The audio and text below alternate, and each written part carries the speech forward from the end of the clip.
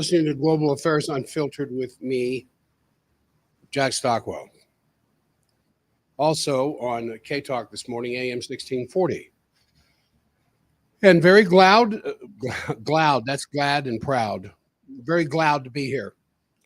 A patient was asking me why I concentrate on the things that I do on this my radio program. And I see what is going on around the planet in many ways, perhaps far more important in my mindset and my worldview than local affairs. And there are plenty of good talk show hosts at K Talk who handle the local stuff to a greater degree than I do. I finish the radio show and I head out to my clinic. I am buried until the end of the day with work. The number of people that I see, and I've already seen just since Saturday, 2 more people from out of state flying in for the work that we do, and it takes a while. It takes it to see the number of patients that we see every day, and with some of the expanded care that we're offering, especially with Shockwave. It's so busy that I don't really have the personal time to invest in a lot of local things that are going on. In fact, I just missed the Draper election. I looked at the names who are running. I have no idea who they are, what they stand for or represent. And so I kind of failed in my civic responsibility as far as that's concerned, because I just didn't have any time, which is a horrible excuse. Even on a local level, it's a horrible excuse. And so I spend my time researching from many different sources what's going on around the planet, because there are 2 themes out there right now. One that will lead to world peace, and the other one that will lead to world annihilation. And they both have a lot of steam behind them, but I see the efforts for world peace actually gaining ground. And I am as happy to see that as I can possibly be, especially with the meetings coming up in China this weekend and the beginning of next week. And at the same time, there's this wonderful hope and the best of feelings for the future of humanity. There is this disgusting, anti-human, genocidal, ethnic cleansing that is going on in the Gaza. And just what happened with the killing of these journalists. The IDF has managed to kill over 250 journalists so far. When was anything like that ever acceptable? And so the journalists know that they had to go to a certain place in Gaza where there was a certain elevation in the land where they had a better chance of getting Wi-Fi so that they could download information and upload their reports as quickly as possible through Wi-Fi. But of course, the IDF knows of this place. And so at a certain time, when there seems to be a larger number of these journalists gathering to holding their phones aloft, trying to get a good Wi-Fi connection, a missile was sent right into the middle of them. And as the first responders came in to pick up the body pieces and try to save the lives of those who hadn't been blown to pieces, as the first responder crowd increased, a second missile was sent into the first responders. Now, what do you do with people like this? What do you do with a nation that supports this? Oh, and Israel's behind it too, not just us. Israel as well as a part of this, firing the weapons they got from us. One phone call, that's all it takes. You know, that local insurance, one call, that's all. That's all it would take, one call from President Trump to stop this murder, this genocide. So the IDF, not content to just kill journalists. They hit the fourth floor of the Nasser Hospital in Khan Yunis uh, yesterday, I guess, just yesterday, killing about 20 people. At least 4 journalists were among the dead, including freelancers for Associated Press, Al Jazeera, Reuters, and Miriam Daga, the AP journalist who most recently reported on the hospital's doctors struggling to save children from starvation. She was killed. And according to Palestinian sources, the attack was of the double tap variety that I just got through discussing what they did with the journalists. They sent a second missile in following the first responders arriving at the scene.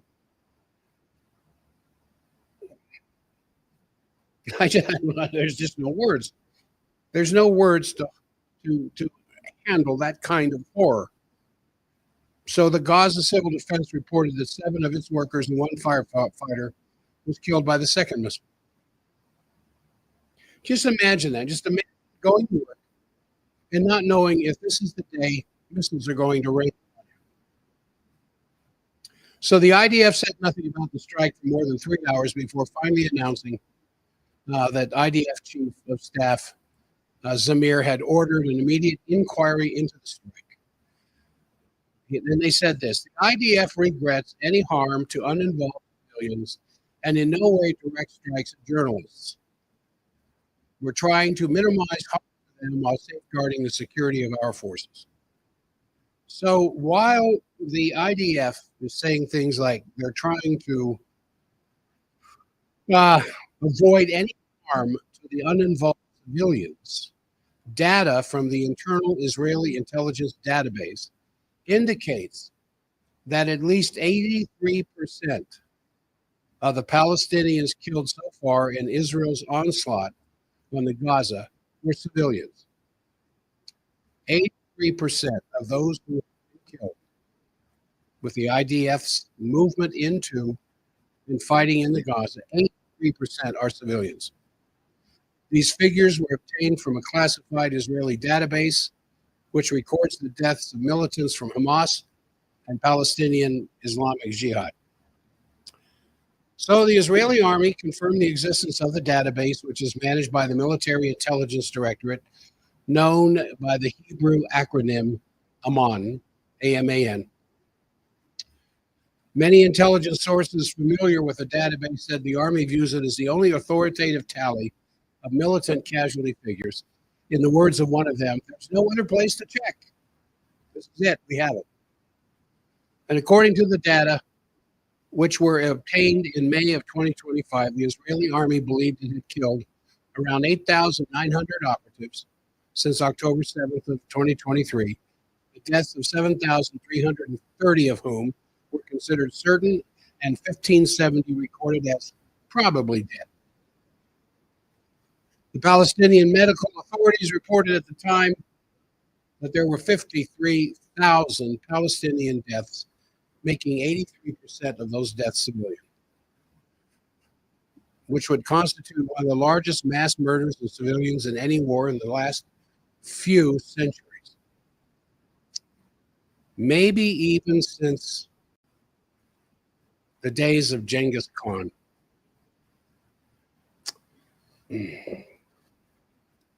And we go on about our getting kids back to school and making sure school lunches have been paid for and dropping off school supplies at local collection centers. When there are several countries where tens of thousands, if not hundreds of thousands, are showing up in the streets trying to protest against this. So there is this conference coming up this week, the SCO, as well as the 80th commemoration of the end of the Pacific War in 1945.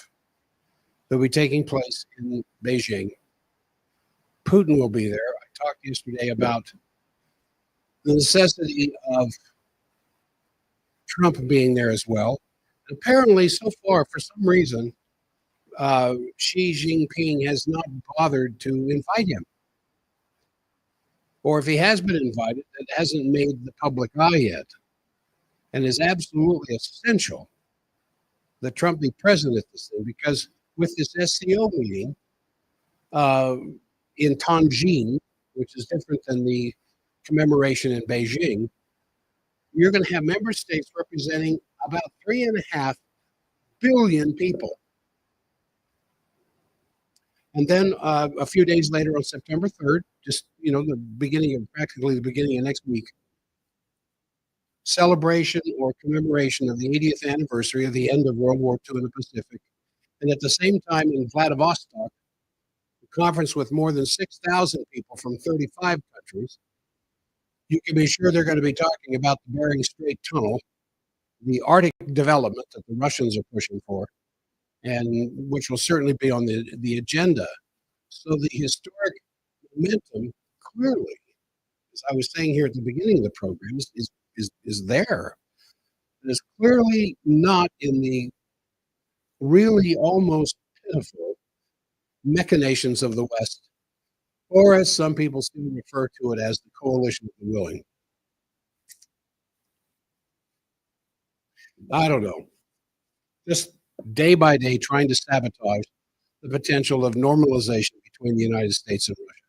And remember, every time they throw in terms such as Ukraine, they're really talking about NATO and the United States. And whenever they talk about the United States and NATO, they're really talking about the United States. And they're still trying to undo as much as they can, which was discussed and started to be discussed between Putin and Trump a week ago. Now, Lavrov, in an interview with NBC, made very clear the issue in the Ukraine situation is not territorial gain, which, of course, is what they're constantly being accused of, that they want to reestablish the old Soviet empire, which is just utter nonsense. We are more after the Soviet organization in our country than Russia is today. Russia is probably freer now than it has ever been. If you take the time to listen to English translations of podcasts and English translations of Russian publications, it's not the country that is being portrayed by the West. Lavrov was making it very clear in his interview with BBC, we're not after territory. We just want the murder against Russian ethnic Russians in Ukraine to stop. That's it. That's all. Oh, there's a couple more things we want. No NATO in the Ukraine, no missiles on our borders, and get the Nazis out of Kyiv. He says they want to build a security for the Ukraine, but only for the Ukraine. They don't want to build a security for Europe. The Russians want to build a security for the Ukraine, which means what? Well, it means the newly elected government, whenever that happens, is going to be under the umbrella of Moscow. What does that mean? That means that they're going to have a Russian-friendly government, as they had in 2014, before Obama knew him, went in there and sponsored the coup in the Maidan to overthrow a duly elected Russian-friendly government and replace it with an anti-Russian government. That set the stage for what happened in February of 2022. And so Russia, when Lavrov said we want a security structure, architecture set up to protect the Ukraine, they want to put up an intervention force, an occupying force in the Ukrainian territory, the West does, to deter Russia. While Lavrov is saying, we want to protect Ukraine. The West is saying, no, we got to have an army in there to protect you. If you're going to protect the Ukraine, we got to have an army in there to protect it from Russia. Well, after 3.5 years of the most bloody war, which probably is the latest numbers you've heard of 1.7 million casualties, and which clearly has destroyed several generations of young people in Ukraine, as I said yesterday, for nothing. basically still not reflecting on the idea that Russia has had much of a legitimate demand for its own security. And then when the Russian military is clearly winning on the battleground, it just shows you the thinking of this people that is so absolutely detached from reality. So yesterday morning there was this program on in Germany discussing whether or not they should send German troops to the Ukraine. And just as I mean, the digital world is everywhere, every bit as much as it is here. Digital podcasting, digital broadcasting from various different kinds of sources, and social media, and everything. They have everything we have, and you can peek into this stuff because often there are English translations, and that's easy to obtain because you know at Google you can get verbal translations. And Germany, in some of their podcasting and some of their very popular radio shows, things that, what's a really popular conservative afternoon radio program here? Like Hannity. I don't listen to the radio outside of a little bit of K-talk. I listen to a lot of podcasting when I get a chance to do it.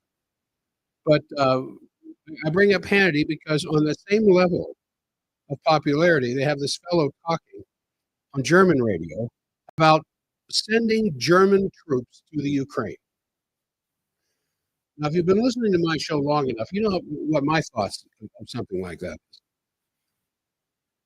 And if all you listen to is Fox News, then you might think that's a good idea for Germany to send troops to Ukraine because the Russians are almost beat. And the surprising thing was that the vast number of people calling in on this radio show, the listeners, were saying, yeah, let's send the Bundeswehr, the German army. Let's send the German army to the Ukraine. Now, this is all part of NATO's psyops, pure and simple. It has nothing to do with an objective discussion on the radio.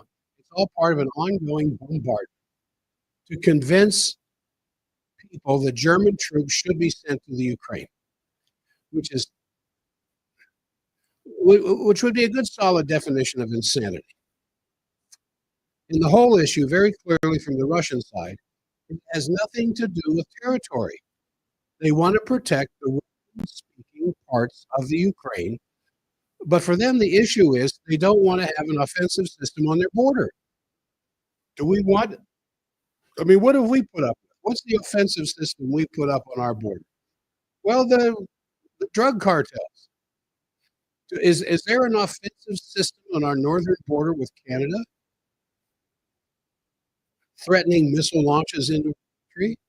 I mean, how long would we put up with that? Remember the stories from a few decades or a few years ago of hidden parts of a growing number of the Chinese army in Canada getting ready to invade the United States and other PSYOP operations like that. So we have an armed army on our southern border called the drug cartel, but the drug cartel isn't going to launch missiles against the people who buy their drugs. But what if North Korea, and I talked about this yesterday, what if North Korea convinced Mexico that we were trying to make Mexico the 51st state and that they should have North Korean missiles on the Rio Grande, aimed at Washington, at Omaha? How long would we put up with that? Well, they would never get to install them. We would stop it before that. And that's just how the Russians feel. They don't want an offensive military system, especially involving missiles sitting on their border. And that's what this whole function has been from the beginning. So it's the reverse Cuban Missile Crisis type thing that I mentioned. I mean, it's so obvious. And the media just think that if you keep hammering another narrative, that the people are going to continue to be stupid and continue to stop thinking, because my gosh, this weekend, this Saturday night, BYU and Utah opened up the college football season for the state of Utah. Who's got time? Who's got time to worry about nuclear annihilation? So we really, these peace demonstrations, of which there have been several in Germany. I mean, there's enough people in Germany who say, no, we don't want to send troops to Germany because we heard what the German army has already said they would do. The British were being not forced, but kind of intimidated into sending parts of the British army into the Ukraine. But Starmer says absolutely not. The Russians have made it very clear that is one of the red lines of all red lines. And the Russians have already said any country that sends armed troops into the Ukraine, we will consider an act of war and we'll go after that country. Not just necessarily the troops that they send into that country, but where they came from. So there are all these demonstrations going on in Germany. Some of them I find very entertaining because the German citizens know what's going on, unlike so many people in America. And the point is, Merz said he doesn't rule out sending German troops to the Ukraine. And one can only say to make a statement like that only makes sense when you consider, of course, where Merz came from. He came from BlackRock. And the word BlackRock is synonymous with the words military industrial complex. And BlackRock is now sitting big time in the World Economic Forum, fantasizing that they are the real world government, BlackRock. But the chancellor, of course, has sworn an oath, a German oath, as he went in as the prime minister of Germany, or the chancellor of Germany, that he has to protect the German people and prevent damage being done to the German people. So in light of that, it's in the utmost irresponsibility of him to even consider sending German troops to the Ukraine. And just as I have been sitting on the edge of my seat waiting for indictments against certain American personalities involved in the coup back in 2016 against Trump, I've kind of been sitting on the edge of my seat waiting, just waiting to see how long Putin's patience will last. So the situation in the Ukraine is right now is one of, well, there were exchanges of prisoners, a lot of propaganda of crying mothers and whatnot. And naturally, the Ukrainians attacked one of, if not the biggest oil refinery in all of Russia. They just attacked it. Russia, on the other side, is sending quite some bombardments.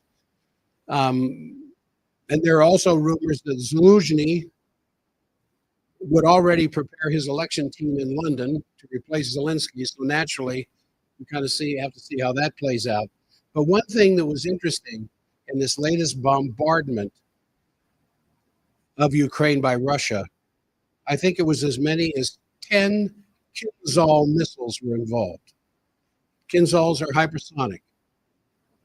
Kinzhals are capable of carrying nukes. They couldn't stop one of them. Every one of them got through.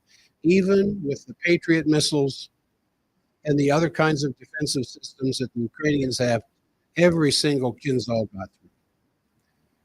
And while that wasn't front page news, these European governments saw that. That's why you see the more of the Eastern European governments dragging their feet about wanting, they're not joining the coalition of the willing. The closer they are to Russia, the more they're just kind of sitting there with their mouths shut, hoping things calm down. So Lavrov said that the next step has to be prepared very, very carefully before the presidents meet. And I mean, in that case, Putin and Zelensky. And Putin has already said,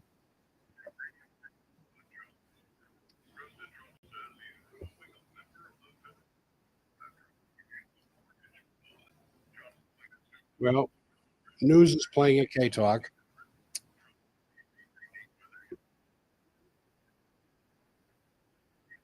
Anyway, um, Putin's already said, talking to my streamers here, Putin's already said he's not going to meet with Zelensky because Zelensky's not the president of the Ukraine.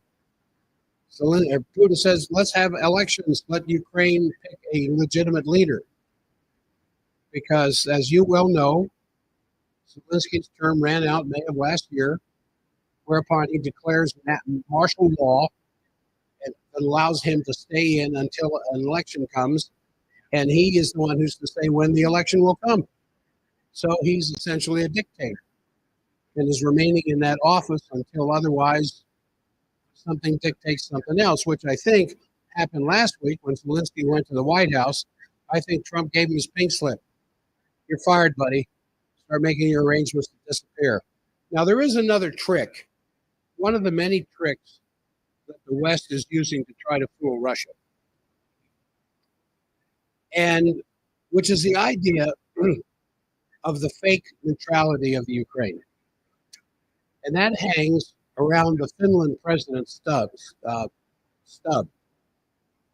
who strangely, as with the rest of the seven dwarves, following the president around, president of the United States, when other more powerful leaders were not there, like Orban, and where von der Leyen had categorically excluded that he would be part of it, and Finland starts standing for this idea called Finlandization. Yeah, Finlandization. And Stubbs said that he said, we found a solution back in 1944.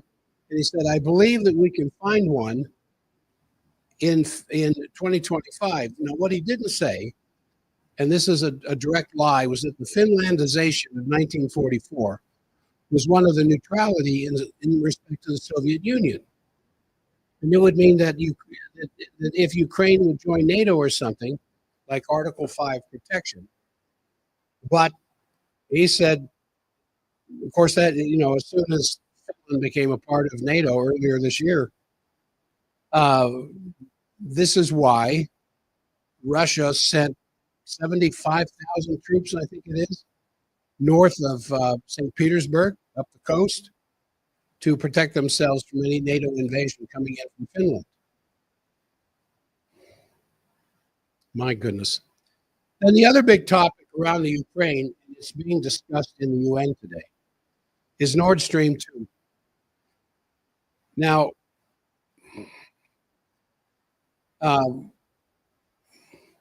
the coordinator of this story, the accepted story now, is this 50-meter yacht, which did the damage. And Sergei Kuznetsov, who was found in a resort in Rimini or somewhere near Rimini, he's supposed to be extradited to Germany for trial. His lawyers are opposing that, but the whole thing is completely ridiculous. The idea that this sabotage could have been done by these people in a 50-foot yacht. I mean, this is very, very important. And I want to spend some time on it for a moment, because this is going on in the UN today. There will be, on request of Russia, a UN Security Council meeting on this story that the supposed culprit was found. Now, this is really big. You have to consider that the pipeline was built essentially by Russia for 800 or 80 billion. They had an enormous loss of income because no more gas was delivered after the explosion. But even more important, this is a geopolitical matter of utmost importance, because it did bring an end to the relationship, the business money relationship between Germany and Russia, and beyond, between Europe and Russia, and therefore a geopolitical separation of the Eurasian continent to the benefit of the Anglosphere, because the US and Norway moved in right behind with their pipeline, charging anywhere from 4 to 5 times more for natural gas than the Germans were getting from the Russians. Now, the German economy has been in a state of collapse since that sabotage, because that was the trigger for the explosion of the energy price and the entire disintegration of Germany as an industrial nation.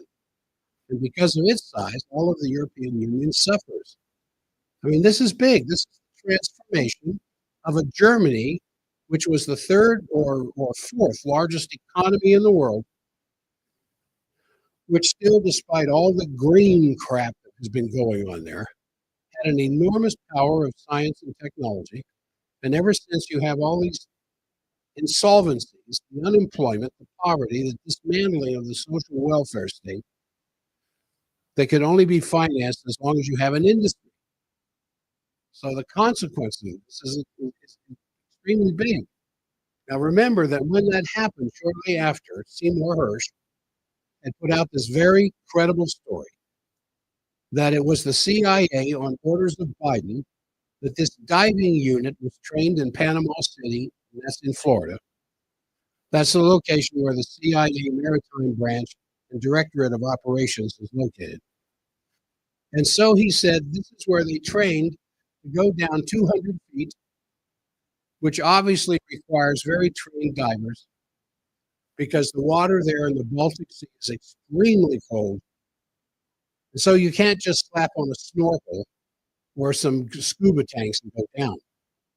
You need a very dry suit. You need extensive equipment that will keep the pressure under control and that the diver is not suffering from hypoxia or getting the bends.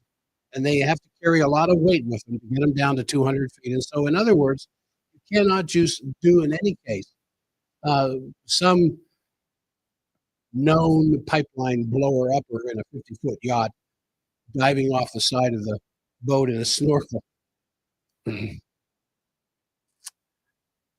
So that's the original story of Cy Hersh, documented very well with lots of details. And to this day, his article still has not been proven wrong. He also subsequently said that Norway placed an active collaborative role in that. And there were also other investigations by Sweden and Denmark and Germany, and they all did not reveal their findings because they were state secrets or state matters. In any case, the question is, why was this guy suddenly found now? What triggered it? I mean, they could have left this whole thing sleeping as they tried to bury it. So there must be something which triggered this in the present. Now, the Russians immediately reacted to this, and they demanded to be part of the internal investigation, which they have been excluded from so far. In any case, one of the absolute notable points of the recent period of history is, is so fateful that it has completely changed the way we gauge the development of history. I mean, the secret stuff, the murders, the assassinations. I mean, there was a time when you talk about the civilizational changes or changes following major wars that would involve one culture absorbing another culture or mixing of cultures, and the efforts of the indigenous peoples to go on with life as it was before, to recover, to get back into trade. Now it's so different. Explosions, Reichstag events happening every other week, ballistic missiles, Oreshnik missiles that have the impact of a nuke without the nuclear damage. The involvement of space warfare. I mean, it is so different. And so when you have this effort by the United States, and Biden essentially admitted it, he said, we can take it out. We're talking, have you seen the videos when he was confronted with the continuation of cheap gas getting into Germany, and they talked about the Nord Stream, and he says, well, we can take it out. And 2 weeks later, we took it out. And when you had Putin and Trump here a couple of weeks ago in Anchorage, given the fact that maybe the United States this time will not veto or block any information in the UN Security Council regarding the Nord Stream, which is going to, it may be tomorrow, but I think it's today, is going to be presented. And now not Biden, who, according to Hirsch, gave the order. It's Trump. And Trump has some good reasons to get even with Biden, who's been accused of many things. I don't have time between now and the end of the show to go into all the things that Biden's been accused of. But that UN Security Council meeting, I think, is this morning or tomorrow morning. I think we have to wait to see what comes out of it. But the AFD, the alternate for Deutschland party, the conservatives, already in 2024 had put in the parliamentarian question where they wanted an independent international commission of experts to investigate, and then the result was supposed to be presented to the next UN General Assembly in autumn of this year. And that was blocked by the German government. But if this AFD request would have been followed in the coming weeks, this result would have been presented to the United Nations. And now it will not be. And I'm sure the investigation is going to die really quick, just as they did with Martin Luther King and Bobby Jr. and JFK's assassination. As soon as they get to a hot spot, the investigation stops. And what do we, the citizens, do about it? We continue to elect the representatives in the House and the Senate who continue to cover up the investigations. So I think this issue is one of utmost importance. And if it could be moved to some other investigative type of situation, I mean, the Chinese have said repeatedly that they demand a complete investigation because this was an act of terrorism, state terrorism, because you need the mapping and that incredible article that Cy Hirsch wrote on this, in which he said if it was just two divers from a yacht, they would need 4 years to even investigate all the territory where the pipeline was located because they wouldn't have the intelligence from where these pipelines actually are. I just think about that. A 50-foot yacht, a couple of divers jumping off the edge. Now, the Baltic Sea isn't that big, but it's big enough in relative comparison to the size of the pipeline. Now, with the submarine activity that the major powers of this planet have, especially the United States, they can find that thing in a matter of minutes. Anyway, there's just this heightened tension going on about this because it's one of those things which could undo an awful lot of wrong narrative. And obviously the bombing of pipelines is not over. It's going on. The Hungarians and the Slovakians have accused Ukraine of having been involved in the repeated bombing of the Druzhba pipeline. Just to show you what a comedian, Zelensky, maybe not the best word right now, has made of some of these comments, saying when he was asked in press conferences about this, his response was, oh yeah, the Druzhba. Now, interestingly enough, Druzhba, Hungarian word, means friendship. And he kind of made a sarcastic remark on that. So a lot of investigation remains, but it's going to be interesting to see what the headlines in Europe, you're not going to see them here in this country, have to say about that bombing. Now, the other big issue, obviously, is the ongoing genocide in Gaza. And there, a British lawyer and human rights activist with the name of Usman Noor, who is the founder of something called Initiative to Protect Palestine, he had a long interview where he basically said that there is a law, according to the Convention Against Genocide, which obliges all governments to do whatever they can against genocide.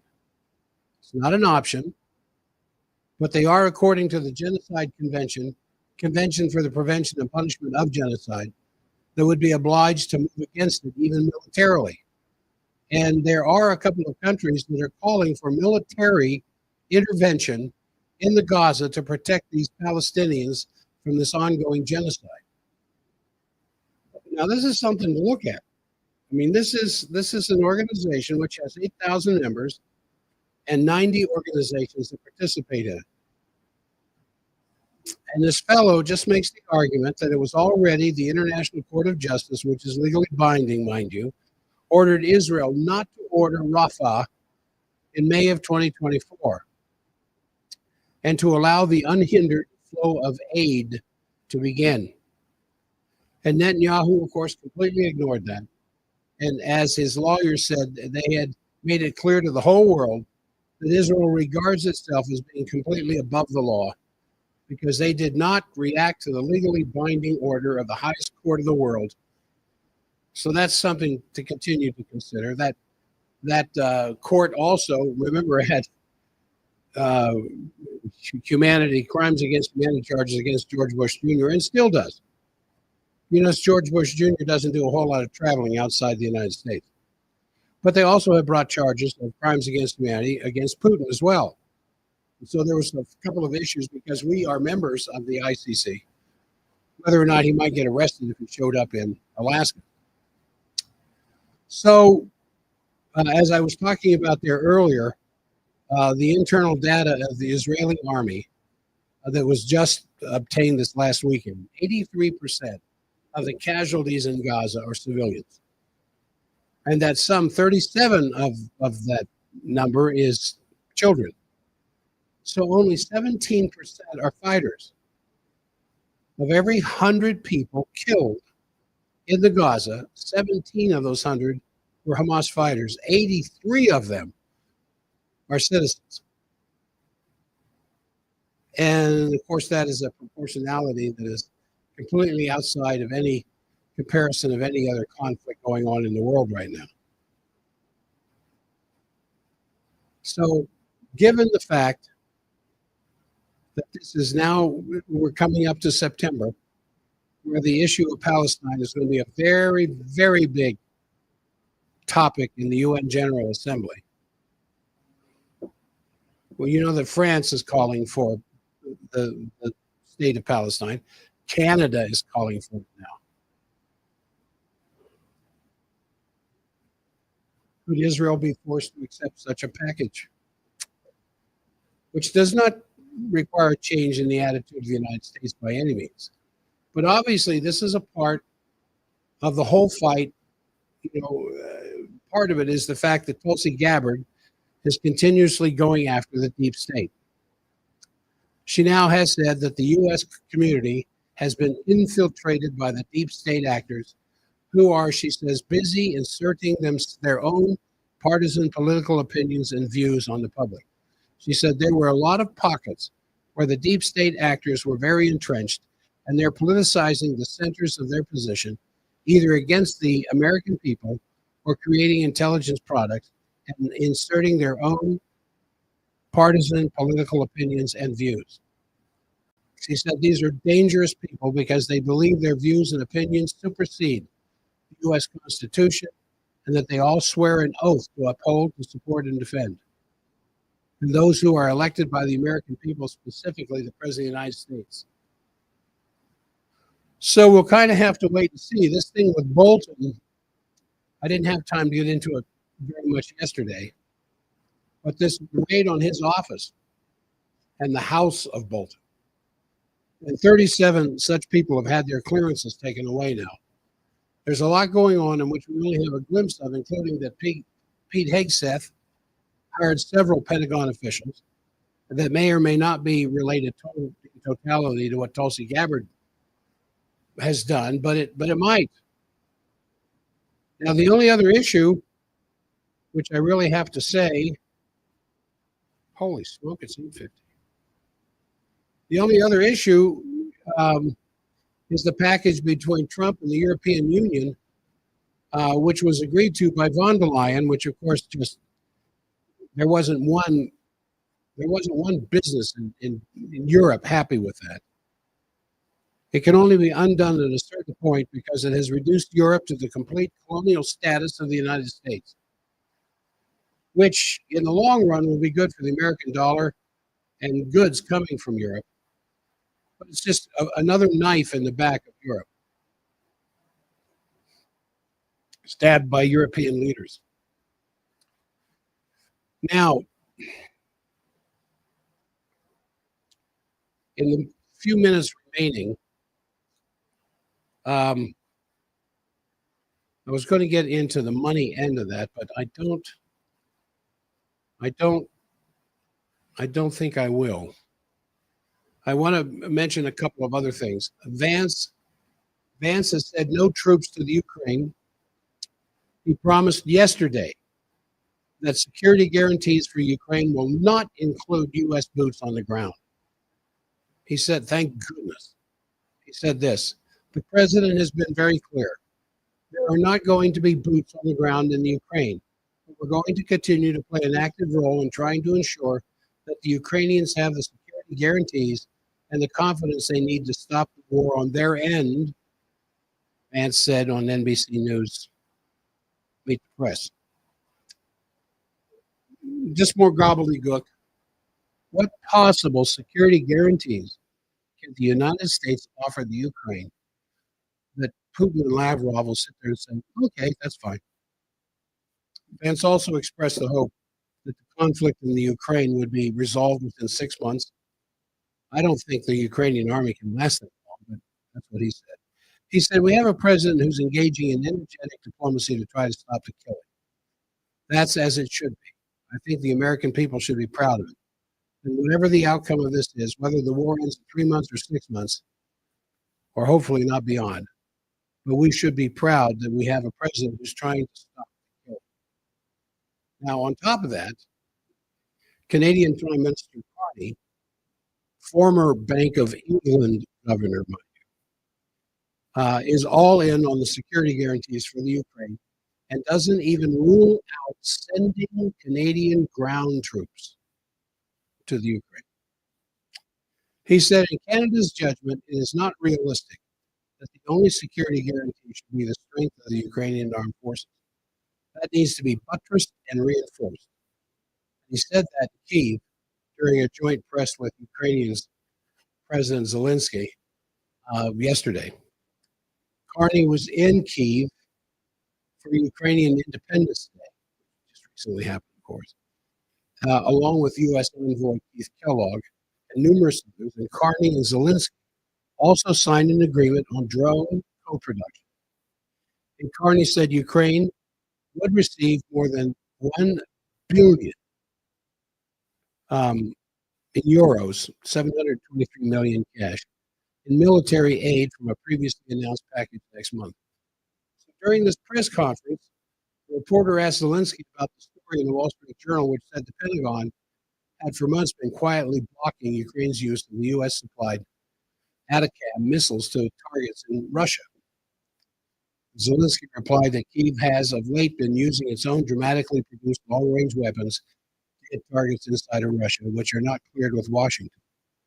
Lately, we have not been discussing this issue with the United States. Now, you remember when the Atacams went in there, Atacams can only be targeted by the United States. Now, think about that for a minute. These are they're not hypersonic, so they can be shot down. These missiles are in various places in the Ukraine. And their target is not left up to the Ukrainians. The Ukrainians can say, we want to target this, we want to target that. It takes United States technology to target where those missiles go. And then it takes the United States technology to fire them and direct them where they're going. Now, why do you think not one of them has been used so far? It's rather obvious. It would be direct involvement of the United States in an act of war against Russia. But Zelensky says, we don't need their stinking old Atacams. We have our own long-range missiles that we're using. Well, that might be the case. I don't know. Now, one more thing. Trump has come out really strong, arguing that burning the American flag is uniquely offensive and provocative, and that it might incite violence and riot, and that foreign nationals burning American flags could be committing national origin discrimination and hate crimes. So he's announced measures to be taken up to prosecute flag burners. Our Supreme Court has ruled that burning an American flag is absolutely not in and of itself a crime.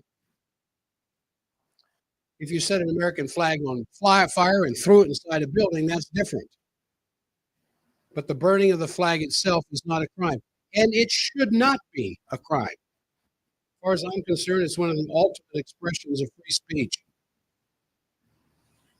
I don't like to see that. I just want to wring the neck of somebody burning the national symbol of my country. But I also recognize that free speech, and I think that comes under free speech, isn't there so that I can pray with a group of friends in public. It's there for the nastiest, dirtiest, disgusting pieces of humanity in this country to openly express their feelings, short of inciting a riot, saying things I can't stand to hear said. That's what the free speech is for. It's not for me, it's for my enemies. So they can say what they want to say and not be prosecuted for it. So Trump says the Attorney General shall prioritize the enforcement to the fullest extent possible of our nation's criminal and civil laws against acts of American flag desecration that violate applicable and content-neutral laws, while causing harm unrelated to expression consistent with the First Amendment. This may include, but is not limited to, violent crimes, hate crimes, illegal discrimination against American citizens, and blah, blah, blah, blah, blah, blah, blah, blah, on and on and on. Mr. President, the Supreme Court has already said the act of burning the American flag is not in and of itself a crime. All right, so you're wasting your time. Why don't you just burn the First Amendment, Mr. President? That might be easier. Because when you look at all the other stuff President Trump has had to say about anti-Semitism, stuff on campus, locking up people who pro-Palestinian, why don't you just burn the First Amendment? All right, we're out of time at K-Talk. I will join you all tomorrow for a health show at 7 a.m. local time. And for the streamers, thanks for hanging on. Thanks for listening. You can always make comments. You have the ability to do comments on this program that the radio people can't. So I think that's going to be it for today. I will see you all tomorrow with a show on health I think you'll find very interesting.